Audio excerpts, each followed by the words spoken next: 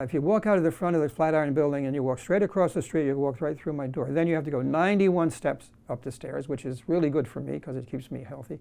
I'm 83 years old now.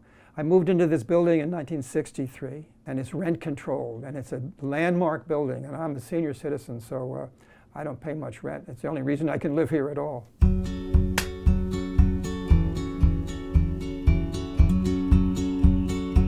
I don't have a favorite place to take photographs or even a favorite subject. I carry a camera. If I go out into the hallway, I carry a camera with me. When I was in Paris, I was 23, I think, and I wanted to shoot everything I saw, but I didn't have enough money to buy more than a roll of film every 2 weeks. And somebody said that Chet Baker was playing over at the American Club, and I went over and I took 2 pictures, and one of them is out of focus, and the other one is a great photo. I'm not a concerned photographer. I'm not trying to prove anything in any way politically or otherwise. I'm interested in beauty and the sort of the subtle moments of everyday life. This picture is called The Regular. The chairs in the foreground are overlapping planes in parallel recession. This picture, I just call it Washington Square. Laboratories tend to print it light, but it should be dark like this.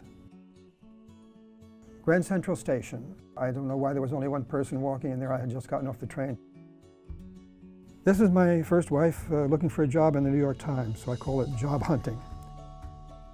I call this firemen. The arch had caved in on 5 firemen. The Metropolitan Museum chose this to be in the permanent collection. There are a lot of things that make a good photograph. You have to think about texture and gesture and composition and all the things that painting has in it. Technology doesn't change the way photography is. It makes it available to more people, which means there's going to be much more really terrible pictures taken, or pictures that are totally dependent on subject, which is all right. I mean, if you were there when the Hindenburg caught on fire and you took a picture of it, that's a great photograph. But you're not a great photographer because you can't repeat that in everyday things. What a great photographer does is they are consistently able to make something in a style that's personal to themselves.